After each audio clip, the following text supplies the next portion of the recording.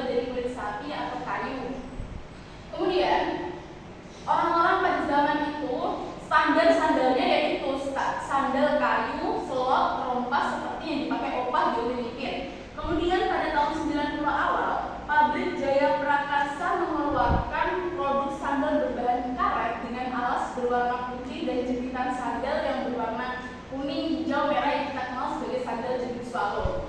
Kalau dulu standar orang-orang itu sandalnya ya dari kayu, dari kulit sapi, tidak memikirkan sandal karet. Kemudian pada tahun 90-an, standar orang-orang itu berbeda. Dari yang asalnya kayu berubah menjadi sandal karet. Orang-orang kemudian memakai sandal karet karena dirasa lebih nyaman digunakan untuk sehari-hari bagi masyarakat Indonesia yang kerjaannya itu yang enak.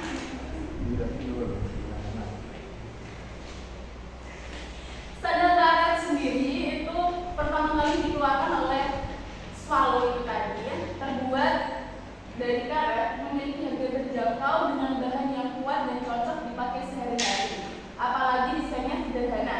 Jadi baik anak-anak maupun orang dewasa itu sangat senang sekali memakai sandal karet dan akhirnya standarnya itu sandal karet itu dan disebut sebagai sandal sejuta umat. Kemudian awal 2000-an muncul iklan mau cari sandal yang terbaik dengan produk kembali lagi di sandal dari kulit sapi dan sandal kain dengan desain yang lebih menarik namun tetap sederhana dan nyaman dipakai. Yang dari awalnya standar orang Indonesia itu sandal ya sandal karet aja, kemudian berubah menjadi sandal kain. Yang dulu itu di produknya muncul itu dari Cartfield, sandal Cartfield itu sandal kain. Awal-awalnya, jadi kita bisa lihat ya, awalnya orang-orang dari sandal kayu, sandal kulit sapi, sandal karet, lalu menjadi sandal kain. Kemudian pada tahun 2010 melalui iklan Come As You Are mengajak masyarakat untuk memakai sesuatu yang lebih nyaman dan bebas, sehingga muncul sandal karet lagi, tetapi berbentuk setengah sepatu atau yang dikeluarkan oleh Crocs. Dan yang sekarang itu dikenal menjadi sandal kodok. Jadi kalau dulu standarnya itu sandal karet dan sandal jepit biasa, kemudian pada tahun 2010-an standar sandalnya itu sandal karet tapi berbentuk setengah sepatu atau kayak sandal kodok itu. Kemudian tahun 2015-an ketika masyarakat sedang hype-nya yang namanya hiking gitu ya, mendaki gunung dan berpetualangan atau traveling gitu, akhirnya muncul tren sandal terbaru yaitu sandal gunung. Sandal gunung ini terbuat dari bahan gunung, ya bahan yang keras untuk mendaki gunung. Nah, kalau dulu sandal gunung itu hanya untuk mendaki gunung, tetapi itu menjadi tren pada saat itu. Akhirnya dari orang-orang yang awalnya standarnya itu sandal kodok berpindah menjadi sandal yang kuat untuk dipakai kemanapun meskipun tidak mendaki gunung. Jadi standarnya sudah berubah lagi. Kemudian adanya perubahan standar itu juga karena sandal gunung ini mengiklankan cintai produk dalam negeri itu dulu Kemudian pada tahun 2020-an awal muncul sandal dengan iklan itu sandal merakyat kualitas menjabat, yaitu sandal slop.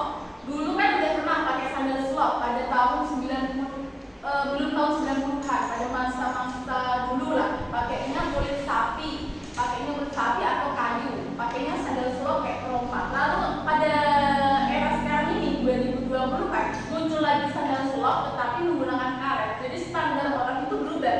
Standar masyarakat yang awalnya dulu tahun 90-an itu memakai sandal slop dengan yang terbuat dari kayu, sekarang sandal slopnya terbuat dari karet. Dan sampai sekarang standar itu masih tetap ada bahwa sandal slop yang memang itu yang terbuat dari karet. Begitu. Itulah bagaimana iklan dari sandal mempengaruhi standar budaya Indonesia, dari mulai sandal kulit sapi, sandal kain, sandal karet, dan sampai sekarang. Lanjut, Mas Ivan, silahkan. Ya, yang tadinya pas tadi dijelaskan oleh Mas Dewi pada tahun 1800-an, kemudian pada masa itu perawat jajaran gigi dan pasta hanya dilakukan oleh kalangan elit. Lalu di Inggris telah ditemukan kombinasi kacang sirih dan pasta gigi. Kemudian dengan kemajuan teknologi saat itu mulailah dicampurkan antara kacang sirih dan pasta gigi itu dengan arak-arak.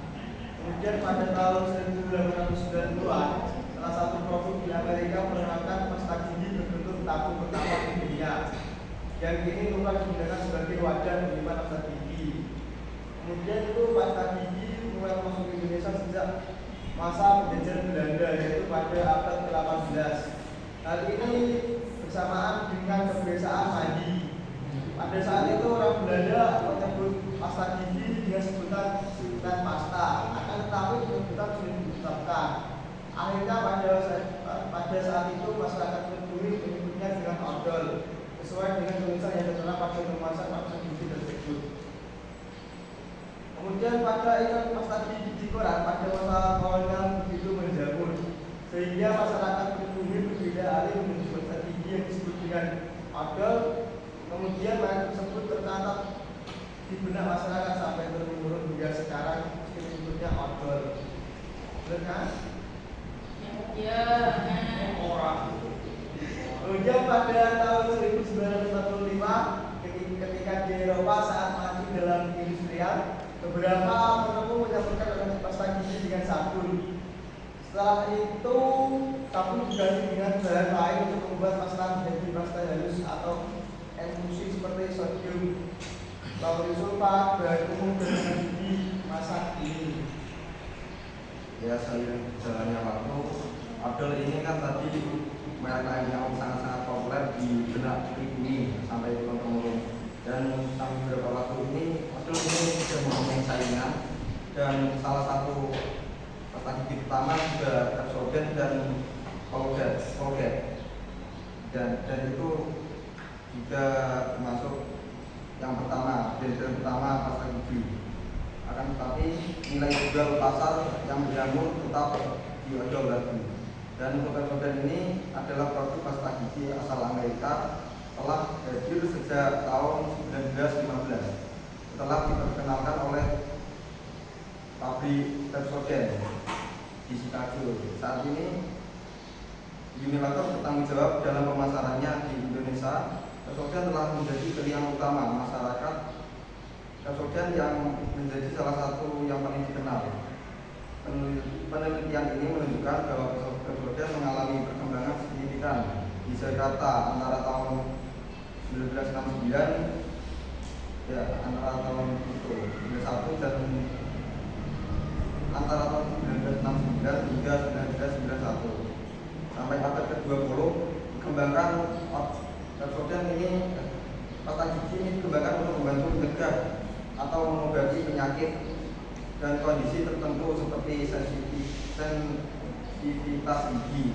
Kan sebelumnya di tahun-tahun sebelumnya itu pasta gigi digunakan hanya untuk ketika mandi saja untuk membersihkan, dan pada tahun 2020 abad 20 itu sudah memikirkan tentang sensitivitas gigi.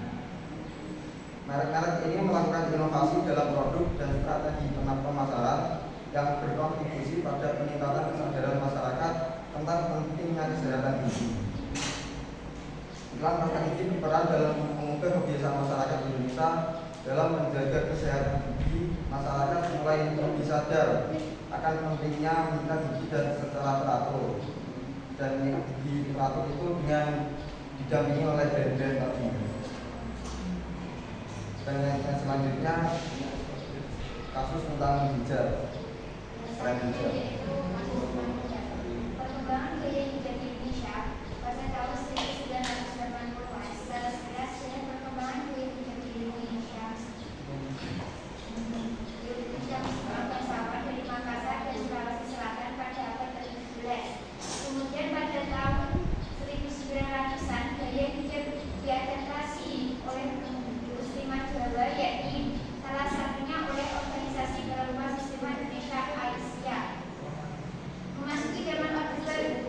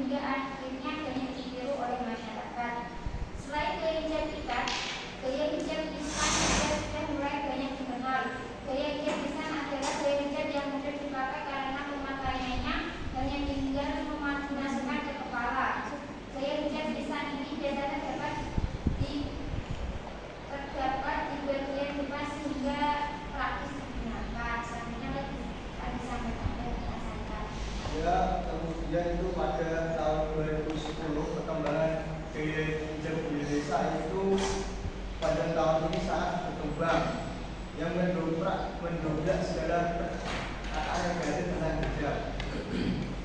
Para desainer fashion di Indonesia mulai berlomba-lomba untuk membuat desain hijab yang laku di pasaran. Makanya sekarang itu hijab banyak modelnya. Pada tren gaya hijab 4-5 tahun terakhir adalah gaya hijab yang powerful dan menarik. Pada penggunaannya pun terkesan rumit dan berikut pemakaian. Gaya hijab ini sangat digandrungi oleh para muslimah muda yang mencintai hal-hal baru. Apalagi jika gaya hijab ini dibantu padatnya dengan busana yang menarik seperti abaya. Pada perkembangan gaya hijab sepanjang tahun ini terlihat dari banyaknya jenis model serta gaya hijab.